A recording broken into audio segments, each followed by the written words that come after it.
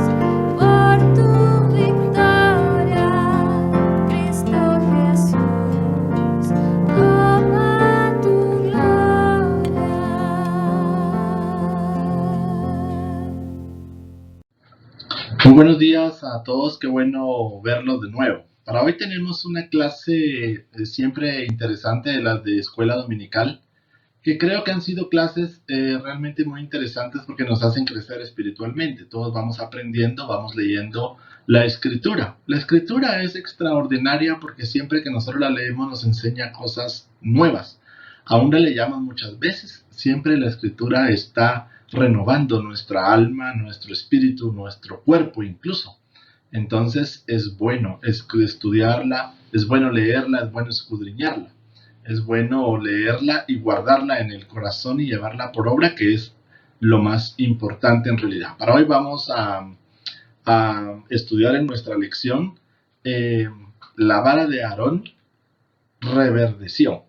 Y vamos a estar en el libro de los Números, capítulo 17, versos del 1 al 13. Bueno, vamos a leer entonces el texto del 1 al 13 para que veamos de qué se trata la lección. Números 17, del 1 al 13 entonces dice: Luego habló Jehová a Moisés diciendo: Hable a los hijos de Israel y toma de ellos una vara por cada casa de los padres. De todos los príncipes de ellos 12 varas conforme a las casas de sus padres. Y escribirás el nombre de cada uno sobre su vara. Y escribirás el nombre de Aarón sobre la vara de Leví. Porque cada jefe de familia de sus padres tendrá una vara. Y pondrás en el tabernáculo de reunión delante del testimonio, donde yo me manifestaré a vosotros. Y florecerá la vara del varón que yo escoja. Y haré cesar de delante de mí las quejas de los hijos de Israel con que murmuran contra vosotros. Y Moisés habló a los hijos de Israel y todos los príncipes de ellos le dieron varas. Cada príncipe por las casas de sus padres una vara. En total 12 varas. Y la vara de Aarón estaba entre las varas de ellos. Y Moisés puso las varas delante de Jehová en el tabernáculo del testimonio. Aquí subrayé algunos aspectos importantes para que vayamos recordando algunos puntos que vamos a resaltar durante la lección. Había una vara por cada una de las casas de los padres. 12 tribus, 12 varas, conforme a las casas de sus padres. ¿Lo ven? Una vara por cada tribu. Entonces, el nombre de Aarón iba a ir escrito sobre la vara de Leví. Y dice el verso 4, iba a poner estas varas en el tabernáculo de reunión delante del testimonio. Las 12 varas con los 12 nombres. Iban a estar en este tabernáculo de reunión. Y entonces Dios dijo que iba a hacer florecer la vara del varón que yo escoja. Y haré cesar de delante de mí las quejas. O sea, la razón de poner las varas de delante del tabernáculo era porque luego de que Dios se manifestara a través de las varas, entonces iba a cesar las quejas. En el capítulo 16 se describe realmente una murmuración muy importante de Coré y otros seguidores de él en contra de la autoridad de Moisés y de Aarón. Entonces, para poder recordar un poco, tendríamos que leer el capítulo 16. Pero había realmente allí una murmuración. Hacía no mucho tiempo había salido el pueblo de la esclavitud de Egipto. Entonces, digamos, la popularidad de Moisés y Aarón estaba siendo cuestionada por algunos líderes importantes de las tribus de Israel y por sus seguidores. Entonces parece ser históricamente como que ellos habían venido disminuyendo en su liderazgo, y eso motivó a una murmuración de varias personas dentro de las 12 tribus de Israel. Entonces, por eso, para poder detener la murmuración, entonces, dentro de este momento, Dios da esta instrucción a Moisés para que él, a través de la instrucción, él se iba a manifestar, y entonces iba a cesar la murmuración en contra de Moisés y en contra de Aarón. Bueno, entonces sigue el verso 8. Y aconteció que el día siguiente vino Moisés al tabernáculo del testimonio, y aquí que la vara de Aarón de la casa de Leví había reverdecido, y echado flores, y arrojado renuevos, y producido almendras. Entonces sacó Moisés todas las varas de delante de Jehová a todos los hijos de Israel. Él le muestra las varas al día siguiente, y ellos lo vieron, y tomaron cada uno su vara. Y Jehová dijo a Moisés: vuelve la vara de Aarón delante del testimonio para que se guarde por señal a los hijos rebeldes, y hará cesar sus quejas de delante de mí para que no mueran.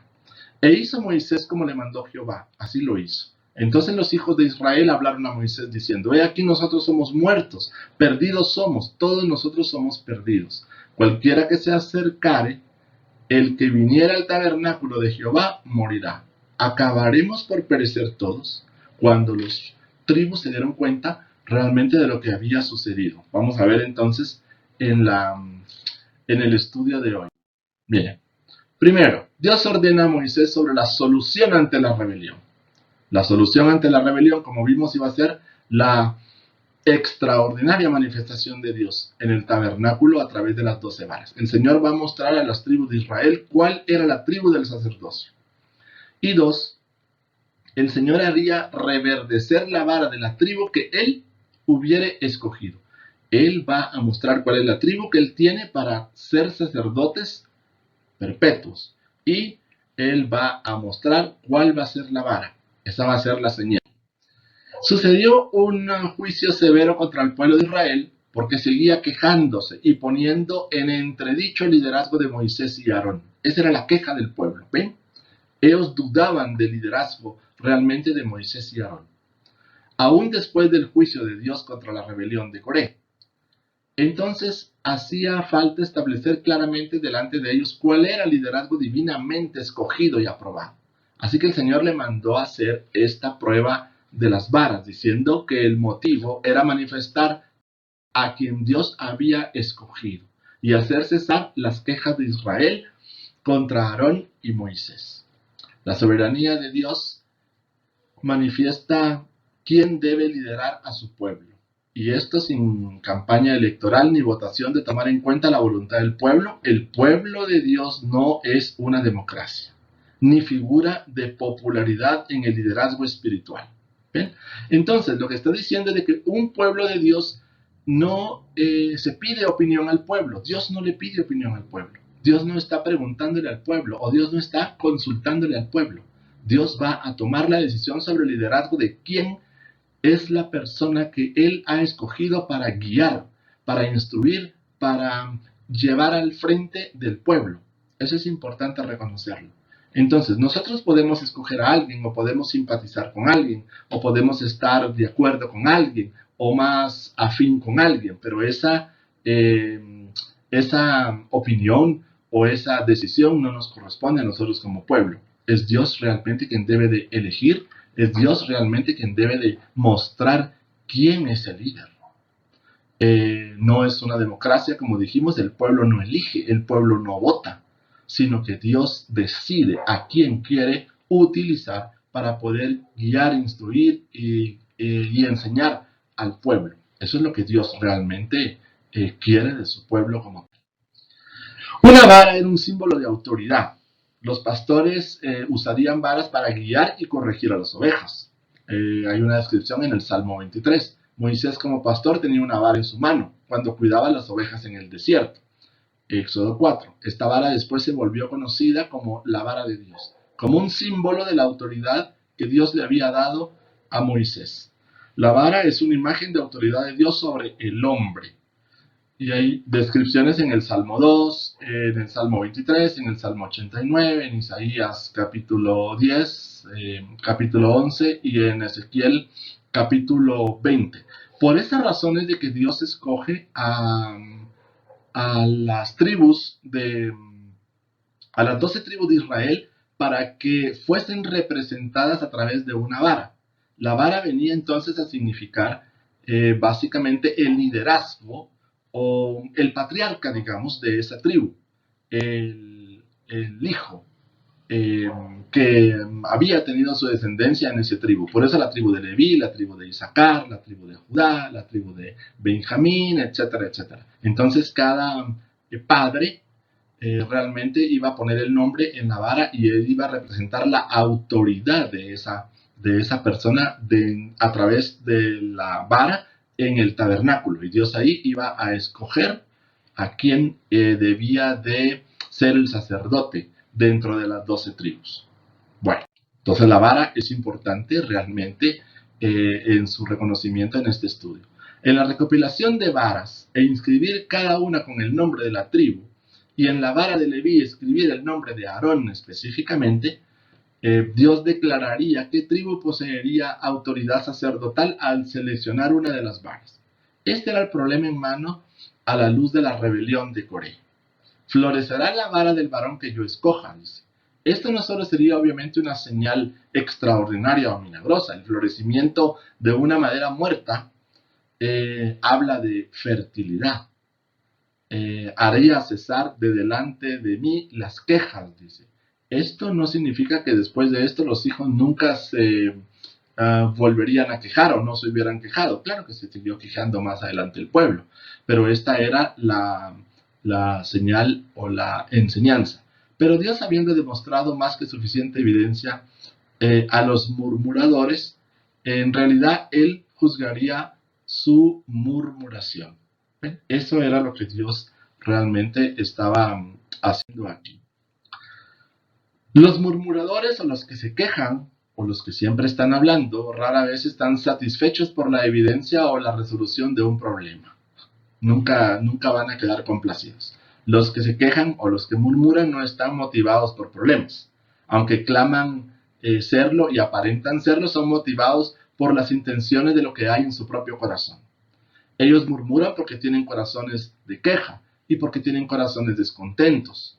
El corazón quejumbroso es demostrado cuando las personas murmuran acerca de un problema tras otro, nunca estando satisfechos. Eso es. Recuerden que la Escritura dice que lo que habla la boca es lo que está guardado en el corazón. Entonces lo que se está hablando es lo que está guardado adentro. Eso es lo que está diciendo aquí. De aquí estaban naciendo la murmuración, la queja. Estaba naciendo del corazón, estaba dentro de la gente. Entonces Dios le dio una respuesta sin equivocaciones a este asunto de discordia. Haré cesar de delante de mí las quejas, les dice. Esa va a ser la señal para que comprendieran. Bueno.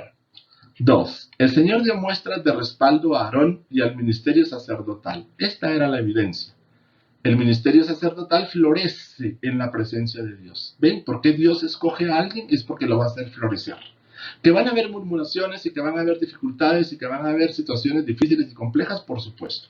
Pero el ministerio va a florecer si y solo si Dios hace reverdecer la vara. Si no, por más esfuerzo que nosotros hagamos, por más cosas que nosotros hagamos, es imposible. Recuerden que la Escritura también dice, si Jehová no edifica la casa, en vano los edificadores. Si Jehová no vela por la ciudad, en vano los veladores. Él hace todo. La vara de Aarón echó fruto para demostrar el respaldo de Dios hacia Aarón. Y por supuesto también hacia Moisés como los líderes principales. Entonces, en aquel caminar de 40 años por el desierto. Recuerden de que 40 años estuvieron allí. Moisés habló a los hijos de Israel y todos los príncipes de ellos le dieron varas. ¿Ven? Los jefes de las familias. cada príncipe por cada casa de sus padres una vara, 12 varas. Y la vara de Aarón estaba entre las varas de ellos. Y Moisés puso la vara de delante de Jehová en el tabernáculo del testimonio. Moisés lleva todas las varas al tabernáculo y las pone todas igual, frente. Y aconteció que el día siguiente vino Moisés al tabernáculo del testimonio. He aquí que la vara de Aarón de la casa de Leví había reverdecido y echado flores y arrojado renuevos y producido almendras. ¿Ven? No solamente reverdeció la madera muerta de aquella vara. La vara reverdece, echa flores, arroja renuevos y produce almendras. Es interesante que en una noche sucedió esto. ¿Recuerdan? En una noche. Entonces sacó Moisés todas las varas de delante de Jehová a todos los hijos de Israel. Y ellos lo vieron, los 12, vieron esto. Y cada uno vino y tomó su vara, la tuvo en sus manos. Entonces vio, obviamente, la diferencia entre la vara de Aarón y la vara de ellos. La vara de Aarón había reverdecido y tenía renuevos, pero las varas de ellos estaban exactamente igual, no había cambiado absolutamente nada. Esto era para hacer cesar la murmuración y para que ellos se dieran cuenta realmente a quien Dios había escogido para guiar, para instruir o para enseñar a su pueblo, con quien Dios se iba a comunicar para con ellos entonces. Cuando Moisés revisa las varas al día siguiente, la vara de Aarón y solo la vara de Aarón había reverdecido. No solo reverdeció, había arrojado flores. No solo había arrojado flores, había arrojado renuevos. No solo había arrojado renuevos, había producido almendras. No solo había producido almendras, produjo almendras maduras. ¿Qué más evidencia podemos ver nosotros en este estudio de un poder extraordinario y maravilloso de un Dios vivo, que hace que de una madera sin vida brotaran realmente frutos maduros en una noche? Este era un pequeño milagro, entre comillas, convincente. Después de todo, Dios pudo haber hecho un pequeño brote verde, salir solo de la vara de Aarón, y eso hubiera sido suficiente, pero Él estaba dando más evidencias o más muestras de lo que Él quería y de lo que era su voluntad. A veces nosotros no vemos las cosas, pero hay muchos aspectos extraordinarios que Dios muestra y nosotros debemos de tener muy agudizados nuestros sentidos, no solamente naturales, sino predominantemente espirituales, para poder entender y comprender lo que está sucediendo. No es solo que reverdece, es que dio muchas cosas más, hasta unos frutos muy maduros en una noche. No hay nada extraordinario acerca de un pedazo de madera con brotes, flores y fruta en ella, pero un pedazo muerto de madera, con todas estas cosas apareciendo en una noche después de quedarse en una tienda, esto es el milagro. Los milagros en la Biblia son eventos naturales, en condiciones innaturales, tiempo y colocación. Esto no era posible. Naturalmente hablando no es posible. La decisión de Dios de la vara de Aarón no significaba que Aarón era el hombre más espiritual de la nación. Mire que Aarón no era realmente un profesional. Aarón no era un hombre que había ido a estudiar a algún lugar y era el más inteligente o el más capaz o era el mejor de todas las tribus de Israel. De hecho, recuerdan de que Aarón había cometido algunos errores muy importantes. Recuerdan que en el tiempo en el que Moisés está los 40 días en la cima del monte, Aarón escucha la voz del pueblo y toma objetos de oro y los funde y hace un becerro de oro. Eso fue una idolatría franca. Pero, sin embargo, en los versículos 22 y 24 de Éxodo 32, Aarón se disculpa de lo que había hecho, el becerro, de lo que había hecho en ese entonces mientras Moisés se encontraba en la cima del monte Sinaí. Esto está escrito en el Éxodo 32 del 1 al 6. Ahí él hace el becerro. Y en los versos 22 y 24 él se disculpa. Entonces Aarón no era perfecto. Aarón también cometía errores. Aarón también era un ser humano como todos y con defectos, si ustedes quieren. Pero Dios lo había escogido a él. Dios tenía un plan para él, no importando los defectos o las diferencias o cuánta cosa negativa pudiese haber habido. Dios estaba interesado en Aarón y sabía que Dios podía Sabía que Aarón podía hacer la obra de Dios y era el hombre idóneo para Dios en poder enseñar y poder guiar al pueblo en el aspecto religioso como la tribu de Leví. Los líderes elegidos de Dios van a tener un carácter piadoso, de acuerdo con los principios de 1 de Timoteo 3 y Tito 1. No, pero no era un concurso para determinar al hombre más espiritual entre ellos. No era el más espiritual Aarón, era como ellos. Esto tampoco significaba que Aarón no tuviera y hubiera pecado o fallado significativamente. Los líderes elegidos de Dios pueden fallar, pueden cometer errores. Significaba que Aarón era el sacerdote escogido y la nación era requerida a reconocerlo. Ven, Aarón no era perfecto, Aarón cometía errores. Es lo normal en un ser humano. Eso pasa en todas partes del mundo y con todos los seres humanos. No existe uno bueno, no hay nadie perfecto sobre la faz de la tierra. Entonces uno debe de entender y comprender la autoridad de Dios sobre la persona porque la escogió. No porque sea el mejor, ni porque tenga la mejor nota, ni porque sea el más extraordinario, el más brillante, el más estudioso, el más estudiado, el más capaz, el que tiene más títulos, el que tiene mejor preparación, el que tiene... Eso a veces ante Dios no es importante. Lo importante es el corazón y estar dispuesto a escuchar y a obedecer. Cada murmurador de las diferentes tribus tomó su vara y claramente vio que no era la suya la que había florecido, que no había dado fruto. Y vieron todos, por supuesto, que la de Aarón sí había florecido. Entonces era muy evidente, ellos estaban viendo con sus propios ojos realmente la diferencia entre el reverdecer la vara de Aarón y las otras se habían quedado exactamente iguales. 3. La señal dada por Dios produjo arrepentimiento por parte del pueblo. Entonces el respaldo divino a Aarón se convirtió en una señal, y el milagro de la vara reverdecida causa un arrepentimiento.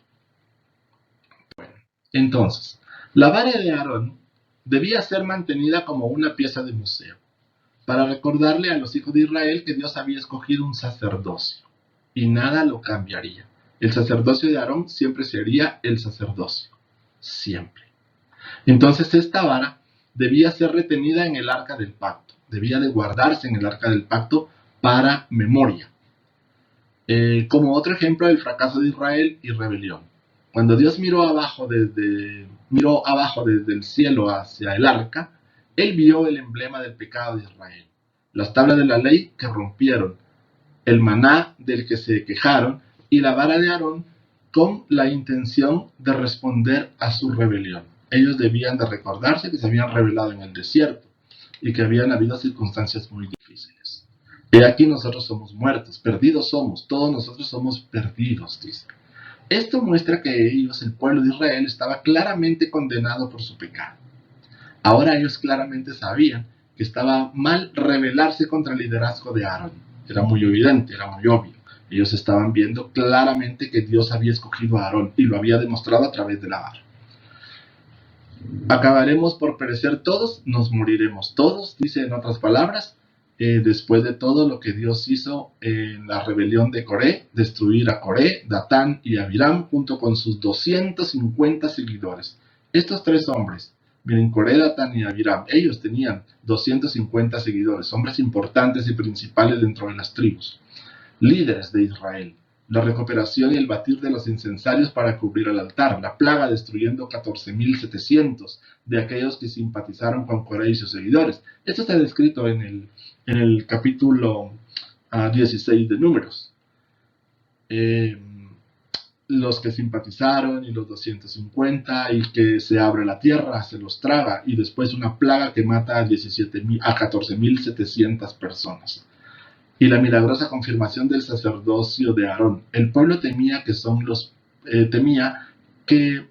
los próximos en ser juzgados, lo cual no era un temor razonable.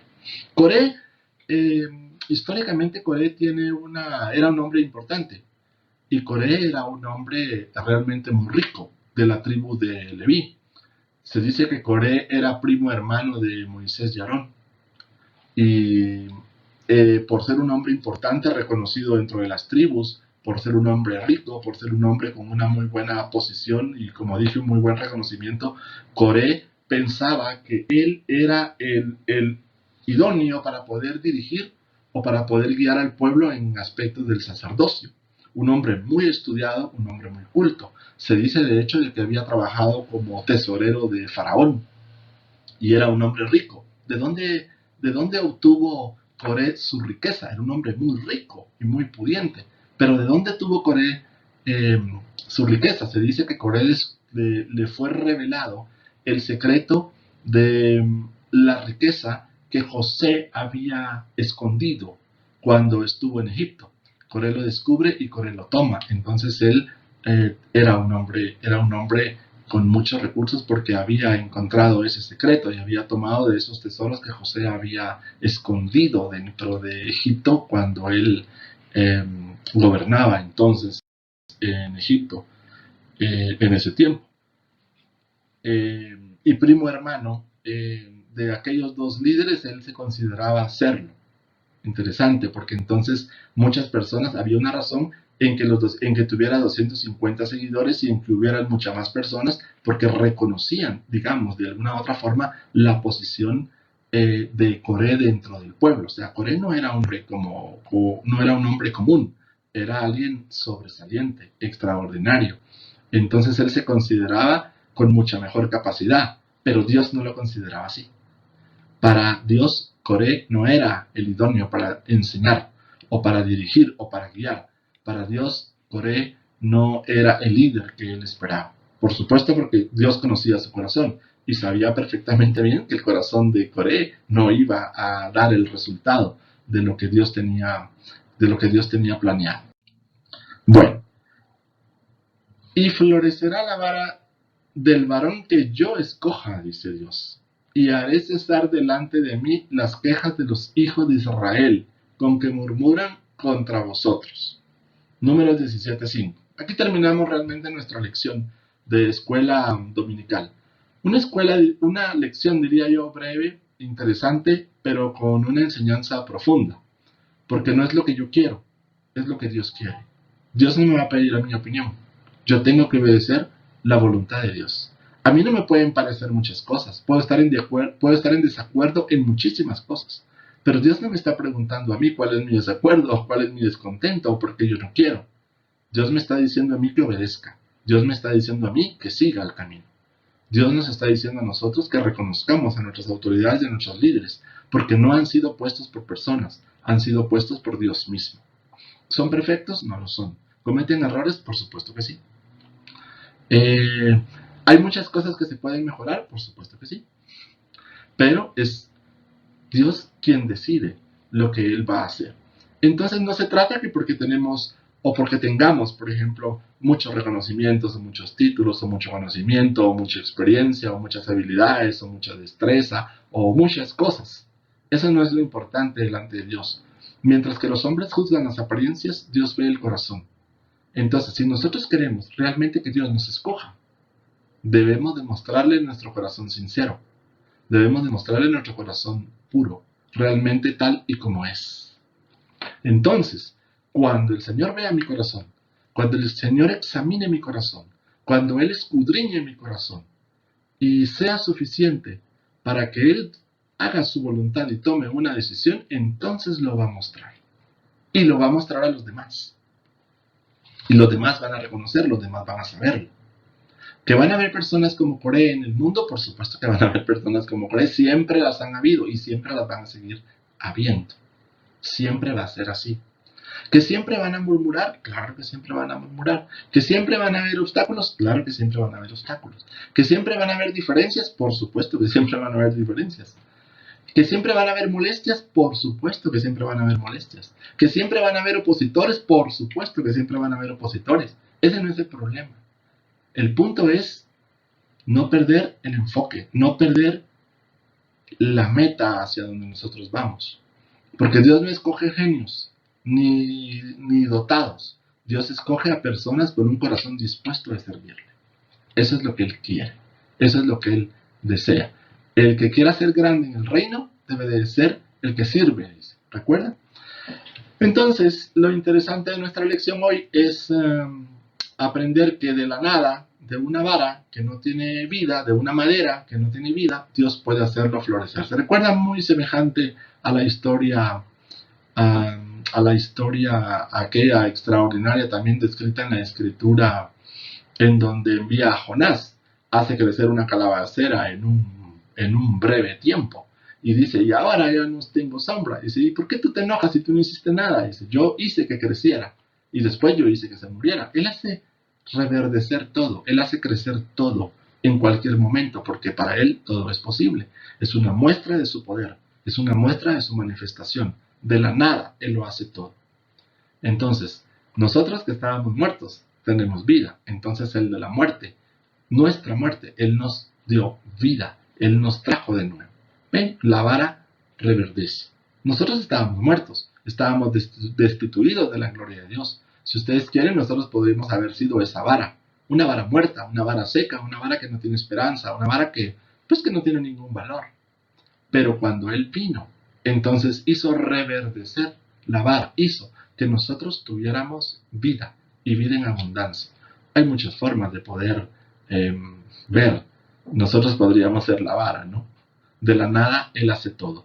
Él escoge de la nada a quien quiere. Y Él hace su voluntad con quien Él quiere y como Él quiere. Bueno, terminamos nuestra lección. Yo espero que les haya gustado. Realmente las lecciones también nos tienen que gustar, también tienen que ser interesantes.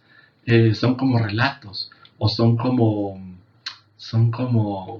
diría yo, son como cuentos sobrenaturales que nos hacen crecer y que cuando uno los escucha, cuando uno los lee, cuando uno los escudriña, dice, hay cosas increíbles realmente, pero ciertas, están en la escritura. Y si está ahí, es para contarla, es para hablarlas y para enseñársela a nuestros hijos, o para contárselas o relatárselas a nuestros nietos, a los que tienen.